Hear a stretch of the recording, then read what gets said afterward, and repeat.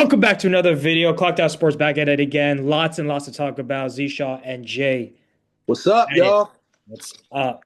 So, first thing I want to talk to you, Jay, Homer. Eagles win ugly against the Lions. Yeah. Can they maintain this momentum?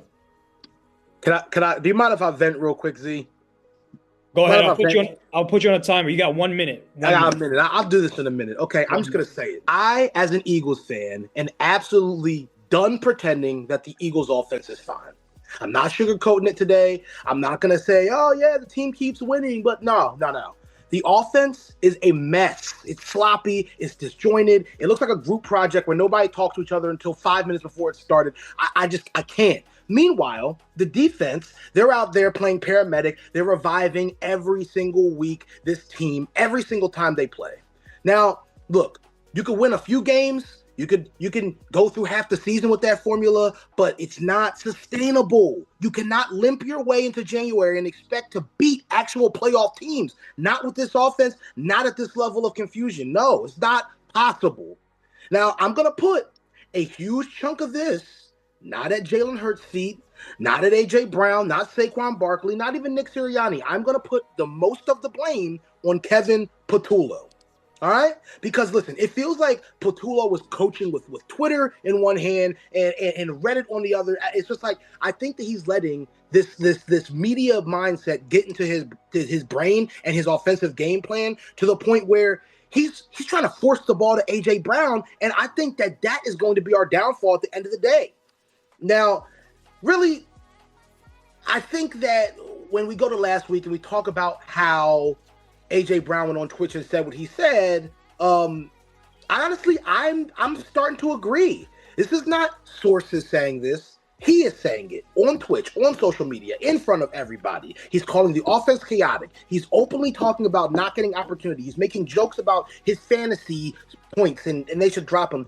Bottom line, I don't think he's being dramatic. I think he's being honest. I don't think it's a Jalen Hurts problem. It is a Kevin Patullo problem. And Kevin Patullo wants to come out, oh, everything's fine. We can communicate all the time. Oh, everything just didn't go our way. Wait, no, stop it. Okay, this season, and I'm going to end it here. This season is going to end one of two ways. Either the Eagles are going to go to the Super Bowl and win it, and Kevin Patullo is going to get a head coaching job somewhere, hopefully, or they just collapse like they did 2 years ago, and he just gets fired. One thing has got to happen, and something has got to give. Fix it now or clear it out later, but I am done pretending, as an Eagles fan, that this is acceptable. Jay, you were 230, so that was very impressive. You had me dying laughing for most of it, so good job, good shit on that.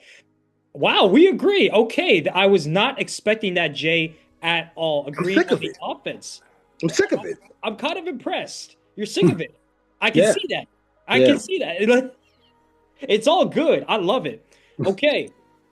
They won. They beat the Lions. Very talented roster. Whatever. Lions have their own issues. We're going to talk about more of that at the end of this video. But Lane Johnson, one of your best offensive linemen, right tackle in Eagles history, one Hall of Famer, he's out. He's going on IR for 4 weeks. Jay, I just want to point out this stat. Jalen Hurts is 5-9 without Lane Johnson. Yeah. Now, the next 4 games for the Eagles is very winnable. You're not playing any great teams, good teams. Will the Eagles be fine in the next 4 weeks? So just to speak on Lane Johnson, him being out is huge. Anytime he's not on the field, the offense takes a hit. Hurts record without him, like you said, has historically been bad. And that's because protection is just not the same. So we'll see what happens. They do have the Bears. The Bears are looking kind of hot right now, so we'll see how that works. But everything else is winnable on paper. But this is exactly the kind of stretch where his absence is going to show up more. More pressure on Hurts, more one-score games. But hey, listen, if they could find a way to win, that defense looks great. Hey, let's get it done, man. But Lane Johnson not being in there or anyone on that stout offensive line is always going to be a hit. Absolutely. And just to segue and just to add on to the Kevin Patullo, yes, Kevin Patullo deserves a lot of the blame. Your offense has too much talent, too many great players on that team, too many Hall of Famers to putting up, 17 points a game. It's actually it's unacceptable. You got Cliff Kingsbury with the Commanders playing with a quarterback two and many, many backups. Don't even have Terry and Jaden. And yet we're averaging, I think, 20-something points a game. And that's it. A lot of it comes down to coaching. And I feel like if the Eagles don't win the Super Bowl, I think Howie comes in and says, you got Patullo's going to be gone. If the Eagles don't at least reach the NFC Championship game, we'll see. But let's talk about Caleb Williams and the Bears. Are you impressed by Caleb Williams and pulling out these ugly, ugly wins? Yeah, you know what? Listen, I think, and I've said this, and this is why, the other day I put him on one of the lists that I put him on the list of who should get the bag, and Caleb was one of my guys. You got to give him credit, okay? He's pulling out wins that the Bears used to lose. Sorry, he's pulling out wins that the Bears used to lose, okay? I mean, he's already set the Bears record for most fourth quarter comebacks by a rookie, and that tells them that he's got the poise, he's got the moxie to get in there and do it.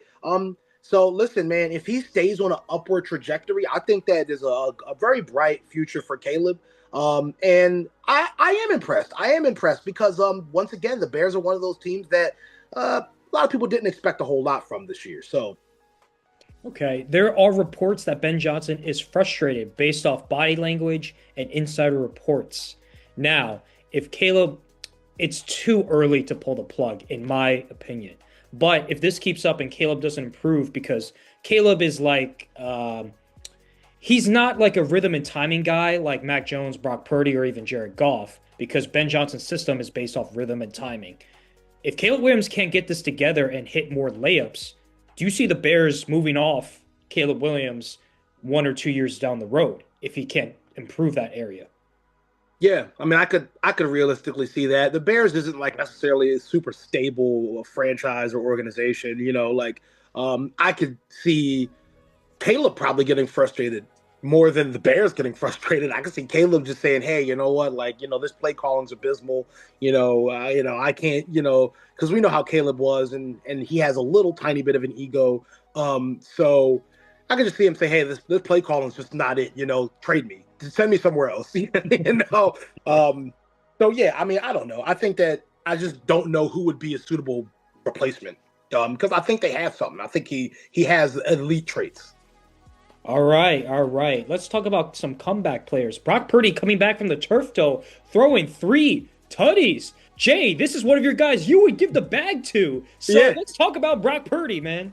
That's why I said it. It's why I said, listen, I'm not even a Brock Purdy fan. In fact, I couldn't stand the talk with the Mr. Irrelevant year and the Super Bowl and try to make him sound better than Jalen Hurts and all that good stuff. That always made me mad. But the reason I said, give the bag to him is because he has run that system. Yes, he's a system guy. You can say it all you want, but he's run that system better than anybody. He looked fantastic coming back from that injury. 3 touchdowns, efficient in the control. He looked like that same guy who had them rolling before he got hurt. And that's what you want with a returning player. So, hey, Purdy elevates the offense. He's consistent, and he fits exactly what the system is built for. Huge statement game for the guy.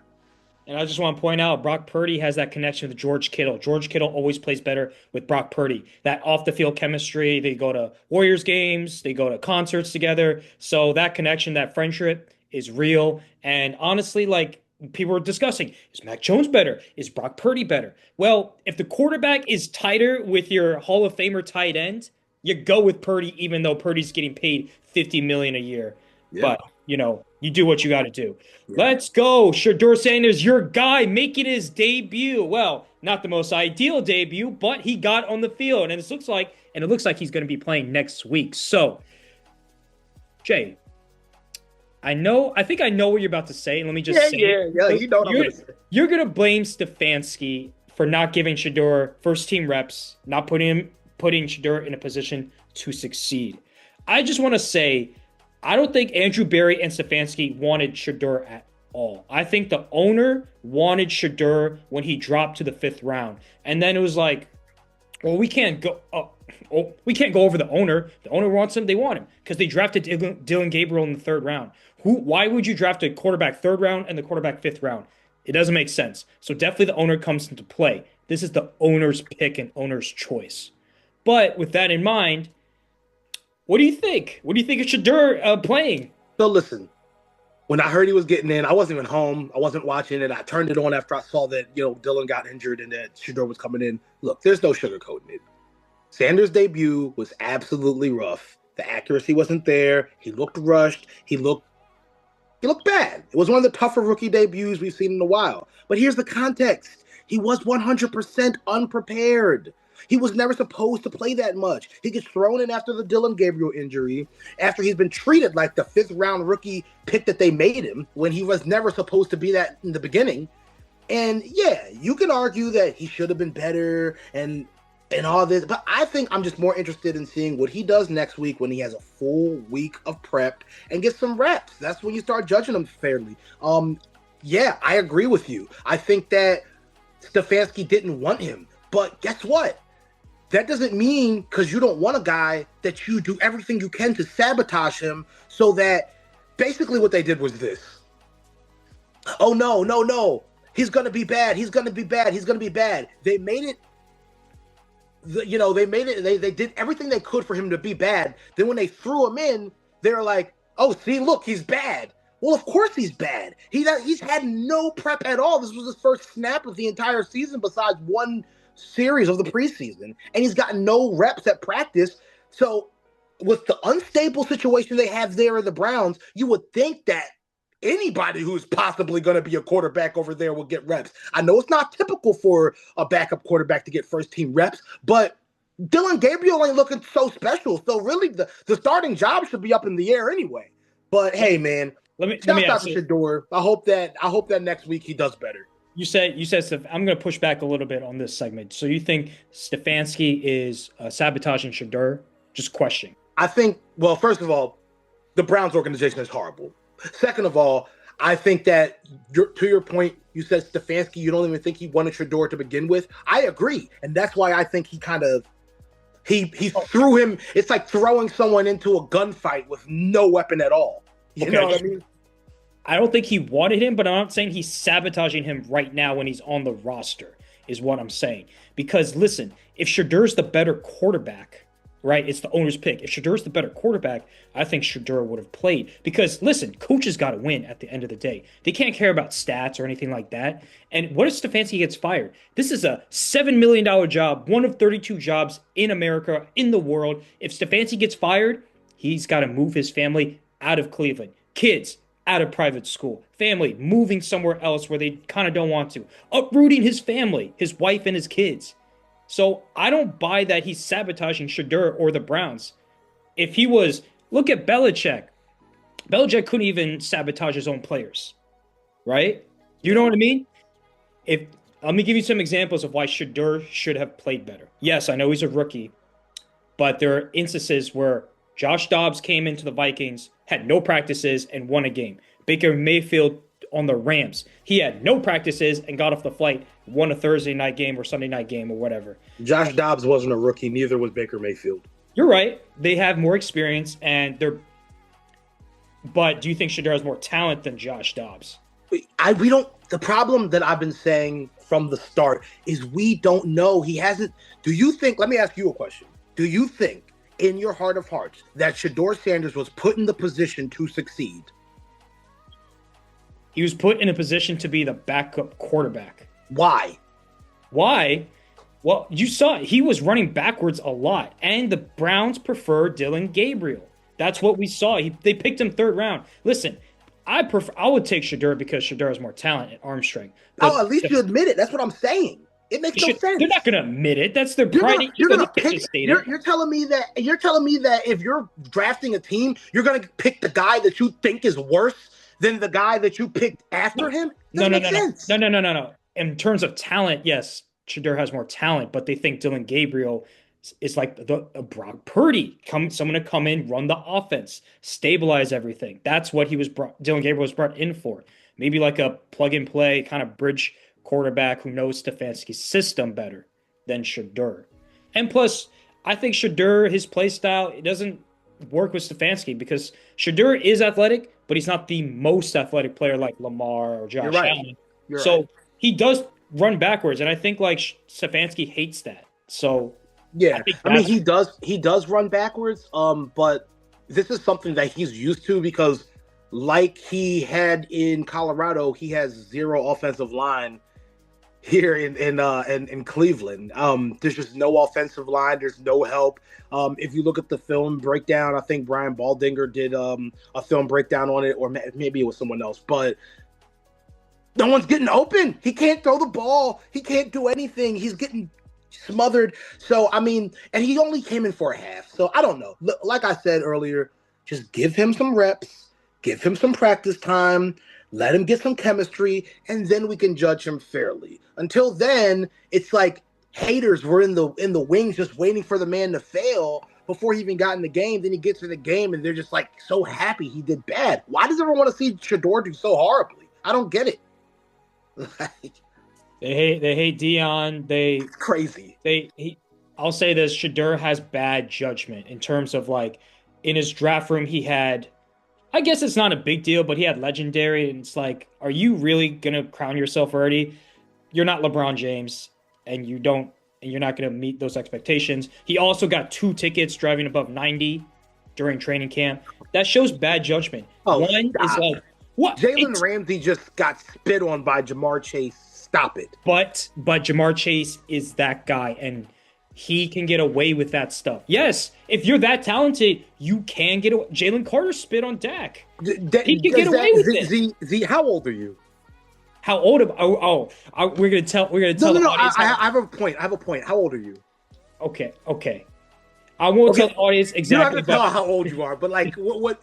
You're older than 19 years old, aren't you? Yes. Okay, right. Okay, so when you were, forget it. Have you ever gotten a speeding ticket before? Have I gotten a speed? I haven't driven above 90, but I've gotten a speeding ticket before. Yeah, we've all gotten speeding tickets. I've never driven. A 19-year-old got a speeding ticket. He's not 19. He's 23. I'm sorry. Hold on. He's 23. 23 and 19 is the same damn thing. It is not the same thing. That's 4 years, my friend. That is one college, one high school experience. One whole thing. When I was 19 years old, I was in college courses with 23-year-olds, okay? Okay, that's fair. But also, at the end of the day, he drove above 90. Okay, so what, man? Like, come on, dude. Literally, Jalen Carter, Henry Ruggs. I mean, you want me to go down the list? Oh, Henry Ruggs is different. That was crazy. Yeah, that's different. But my thing is this. I feel like we forget, because these people are superstars, that they are also people, and they're also young people.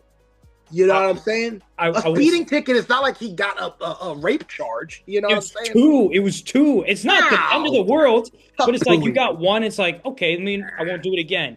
But also, at the end of the day, if Shedeur wants to be that franchise guy, it's unfair, but that 23-year-old has to grow up really, really quickly, because he's given the keys to the kingdom, the franchise, and he's getting paid millions, even as I agree. He does have to have better judgment, but like, I just venture to say that a 23-year-old getting a speeding ticket, even 2 speeding tickets, is not unheard of in the world. It's not, but when you're drafting, you're Shedeur and your last name is Sanders, it's gonna mean more. So we can, before we move on to the Panthers, which we're talking about next, we can admit that Shedeur is under special scrutiny because he is Deion Sanders' son. And yes, and that's part of it. And also, he kind of brings it upon himself as well, in my opinion. But that's a large part of it. Yes, fair. Okay. All right, the Panthers, they're above 500. No one saw this coming. Are you serious? They're in the playoff play. Oh my goodness, man! Like you said, Bryce Young it was a prove it deal, right? Like he had to prove it. Well, he's proving it right now to give him the bag. Yeah, I love Bryce Young, and I've always been a Bryce Young, because my family has a bit of a tie to Bryce Young, because my mom was really, his grandfather's passed away since, but was really good friends with his grandfather, and I was even going to get some, before he died, was going to get some Alabama gear. So I'm a big fan of Bryce Young. I always said that, you put some weapons around Bryce Young, he'll end up being a guy. And that's really what he suffered from. He has suffered from just having a bad situation over there in Carolina. But the Panthers being above 500 this deep into the season is one of the surprises in the league. I'm going to be honest with you. I mean, they were, in talks with being like the Raiders or the Commanders or something like that. You know what I'm saying? So it's really cool. Defense is looking sharper. The run game's clicking. They're finally closing out games late. First time in years they've actually felt like a real playoff threat. So we'll see if they can actually go make a wild card run. Very, very surprising. No one had the Panthers making the playoffs or even in the playoff hunt. So yeah, shouts out to Dave Canales, Bryce Young, their careers, jobs on the line, and they're proving that they can stay with the Panthers. I didn't think Dave Canales was going to work out just because of how bad that owner is, how bad that organization has been since David Tepper has stepped in. But, shouts out to, Bryce Young's been balling. That defense looks good. T-Mac looks like a number one receiver for them. He's just going to keep getting better and better. Yeah, right. I mean, especially for a team that, just want to add this before we move on, especially for a team that has been literally in the rebuild stages for like ever, right? Like, what I'm saying? That Bryce Young trade looks so bad because you gave up Caleb Williams, DJ Moore, and multiple picks for Bryce Young. And it's like, oh shit, this looks bad. Well, not anymore. The Panthers could make the playoffs. What did he throw for? Could make the playoffs. Didn't he throw for like 460 or 422 or something? What was it? Bryce Young? Yeah, he went off. I didn't write the stats down. No, Bryce Young's keeping his team afloat, and that's what you need to do. The problem is it's his size. He's not the biggest or tallest, so people knocked his size. And if you're not Drew Brees accurate, it's like, what else can you provide? Yeah, I agree. All right, the Lions. So Dan Campbell takes over play calling because the offense was good but not great, and Dan Campbell wanted to be great. Offense was great against Washington, but any offense is great against Washington this year. But are the Lions frauds, Jay? Watching this game, are they frauds? So, I'm going to say this. The Lions have one of the best rosters in football, offensively at least. Top 10 players at almost every category, top 10 coach. But I'm going to say this. I'm going to say that I think this loss says more about the Eagles' defense and less about the Lions' offense. Yes, 0-for-5 on fourth down is absolutely insane. Most coaches wouldn't even have tried it again after the second time, but he just kept going. And I know that that's a part of their identity, the aggressive mindset. But even Dan Campbell admitted that he should have been more conservative in this game. It looked like they forgot who they were playing. This is damn near the same defense who shut down any and everything that the Chiefs threw at them in the Super Bowl this past year, and it looks like they're back at that form. Regardless, I don't think the Lions will have another week like this offensively for the rest of the season. I think it's a wake-up call to Dan Campbell, and he's going to play smarter going forward. So I am not going to land in the recency bias and say that the Lions are all of a sudden frauds. I think they are still contenders, given what we know about them, what we've seen this year, but they cannot, and Dan Campbell cannot play call like that ever again this year, or else it's going to go really bad. They can end up in the fraud category, the pretender category very fast. But as of now, I still say that they are contenders. I still say they're contenders too. Dan Campbell just needs to know when to go for it and when to kick the field goal. I know when the Lions were rebuilding, they're always going to go for it. They're going to play for the win because they had nothing to lose. However, as a contender, you do have everything to lose because the extra 3 points does matter. Jameson Williams doing that celebration, hugging the goalpost, 15 yards back for 48-yard extra point, that does matter. Jameson Williams, that's bad character judgment. He has bad judgment. Good thing he's not a quarterback, though. He's just a fast receiver. Yeah. But Dan Campbell, just take the points. You're struggling to move the ball against a ferocious Eagles defense. Jordan Davis knocked away 3 pass attempts by Jared Goff. Just take it. Like, you're struggling to move the ball. Only Jahmyr Gibbs was the only one who could move the chains. Amon-Ra St. Brown didn't do much. Jameson Williams had 1 touchdown. Sam Laporta's injured. Your tackles are getting feasted upon. Feasted. Yeah. Jared Goff looked scared and just lost and confused out there. He didn't know what was going on. He was shook. That's the definition of a good quarterback. A good quarterback needs a good run game like Jared Goff has, a good O-line. If Jared Goff has time, he can sling it and throw it all day. But he's not dynamic and athletic enough to make plays off platform. And what are you making that face for? God, wait a minute. Did you just say, let me take my glasses off. Did you just say that a quarterback needs pieces around him to be good? Oh, I didn't want to talk about this. Oh my God. Well, first of all, Goff is not elite and not dynamic. So yes, he needs those pieces to be good. Is he better than Jalen Hurts? Is he? Huh. Oh, so wait, he's not elite, not dynamic, but it's like is he better than Jalen Hurts?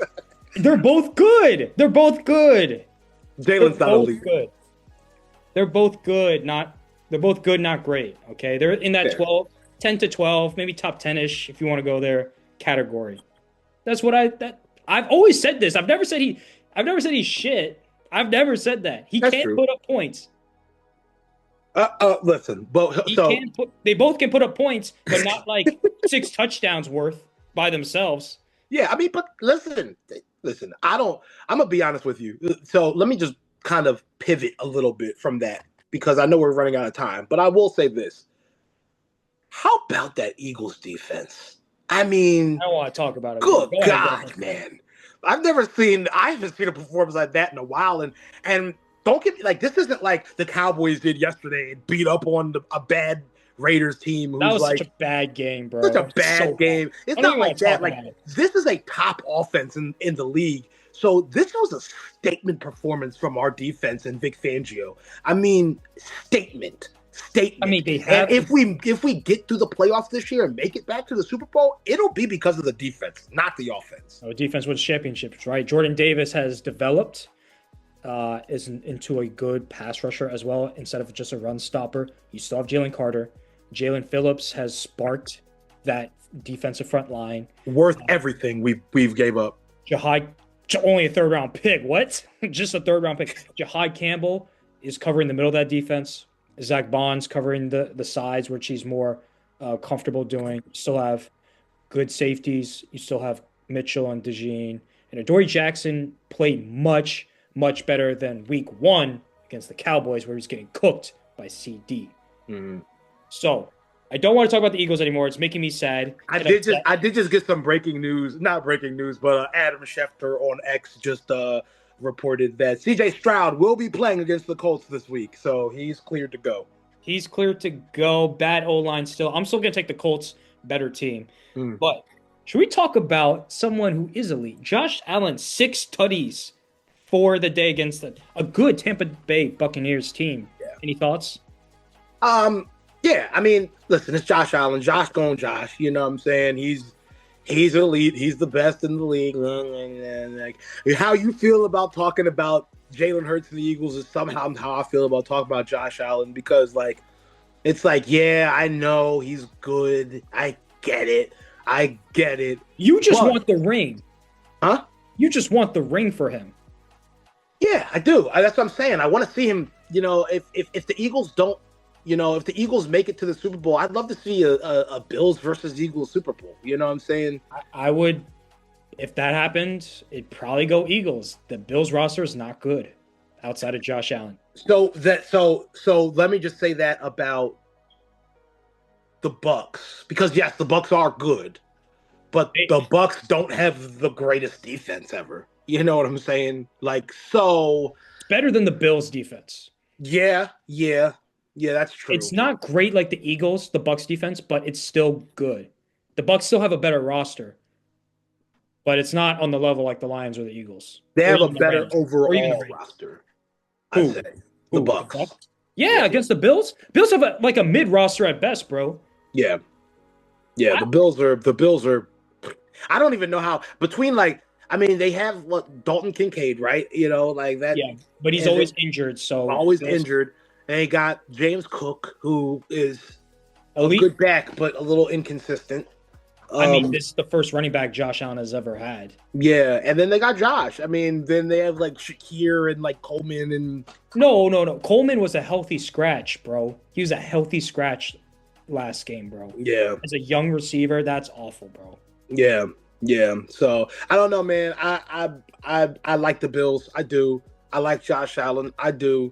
But I need to see. I don't care. I'm gonna be honest with you. I just don't care about quarterbacks who put up 400 yards, 500 yards a game, and all that crap. And then when they get to the playoffs, they just can't do it.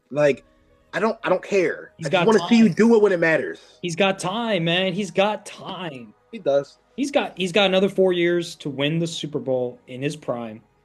Bills will probably be just fine. If not, he needs to go to LA and go with the Rams and win a Super Bowl with Sean McVay. Yeah.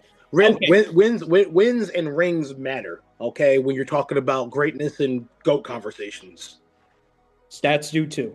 You need both. You need both, but one don't exist without the other. Like, I'll take you need at least half of both. Like, that's why we put Jalen Hurts where we put him, because it's like he puts up okay stats. I mean, they're not like groundbreaking stats. He puts up the stats, but context matters. So when you watch the game, you're like, oh, okay, did he do what he had to do as the quarterback to put his team in the best position to win?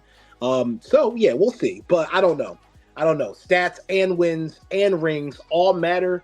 But I say that when it comes to being a player, the wins matter a little bit more. The rings matter a little bit more.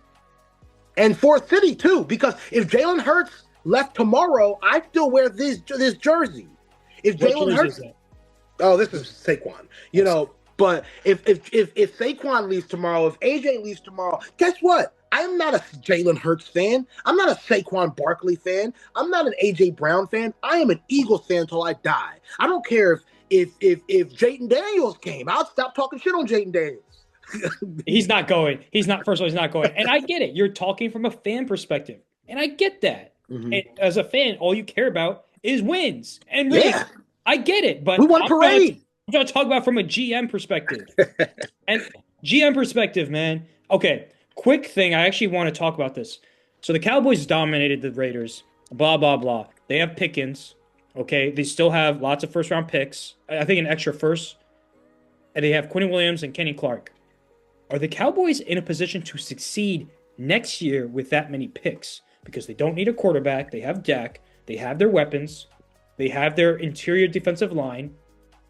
They drafted O-line. They have the running back. They have Deron Bland. My question to you is, can they manipulate the draft? Can Jerry manipulate the draft to get more picks or more players to put them in a position to succeed next year? This was brought up by Colin Cowherd, so I'm reacting to it. He said that Cowboys are set up for success. And Jay, by your reaction, you think they're booty cheeks. So go ahead. Did you just ask me if Jerry Jones was going to do something good in the fucking offseason? Fuck no. There's no way. Jerry Jones listen, the Cowboys are set up for success. I'm not saying they aren't set up for it, but like, if we're playing volleyball, I could set you up for an amazing spike. It doesn't mean you're going to spike. Hey, I can spike, bro. I can spike. I was a spiker in middle school. I could set you up for a crazy ass oop on the court, but it don't mean you're going to dunk it. You could Ben Simmons that shit. You know what I'm saying? So do I think so? Yes, I think they're set up for success in a perfect world. But that means that Jerry would actually have to get his head out of his ass and do something in the offseason and in the draft that matters other than just drafting a lineman. You know what I'm saying? With that said, I will say this. They put belt to ass on the Raiders. They did. They did put belt to ass on the Raiders last night. So I'll give them that. George Pickens played a freaking like a monster, like a man possessed. So did CD, so did Dak. But it's the Raiders, dude. Like, you know what I'm saying? Can you put up that same performance against a team like the Eagles with the defense we have? Not talking about just the win. I'm just talking about like how the team's structured with the picks, with the core setup. That's what I'm saying. Like, I'm using that as an indicator. Like, if we look at that team and how they played yesterday, if they take that into playing another you get your picks on your team, you pick well in the draft, you get some trade acquisitions and free agency and all that good stuff. Like, if you bring the talent you have on the field that I saw yesterday and actually do something with it, like if Howie was their GM, they'd be winning a Super Bowl next year. I'm serious. I agree. But Dak winning a Super Bowl. Yeah, Dak would have his ring. But unfortunately for them, Howie is not their GM. They have Jerry Jones. And I truly believe in my heart of hearts, I've said it before, I'll say it again, and I'll say it 10 months from now. As long as Jerry Jones is in charge of everything in the front office, they're not going anywhere. And I couldn't be more happy, Z. I couldn't be more happier either as a fan. Now, I'm talking from like I'm trying to be subjective here. Do you like the Micah trade? Did you like it? if you were just say a Cowboys fan, did you think that was a good, not even a Cowboys fan, did you think that was a good trade? So, yes and no. It's not as if Micah has been really great recently on the Cowboys. You know what I'm saying? Like, it wasn't like before he got traded, it was like, he was like, making waves. It's not like the Luka trade, which was like the worst trade ever. You know what I'm saying? But at the end of the day, in order for a trade like that, I go back to what I said before, in order for a trade like that to work, you have to be a wizard in the offseason. Jerry Jones is not. And I'm not saying that just as a fan. I'm saying that as this is what the fuck we see every year. So, no, I don't think for the Cowboys was a great. Now, I think that once again, if you put another GM like Howie in there, and I'm not just saying that because I'm an Eagles fan, I'm saying that because I truly believe Howie Roseman is the best GM in sports, then yes, it is a good trade because you could manipulate that and you can make it into something. But Jerry is way out of touch. So, all right. On that note, we're going to end this segment. So thank you guys for watching. Like, comment, subscribe. Let us know what we should talk about next down in the comments below. Stay clocked out. I'm Z Shaw. I'm Jay. We'll catch you later in the next episode. Peace.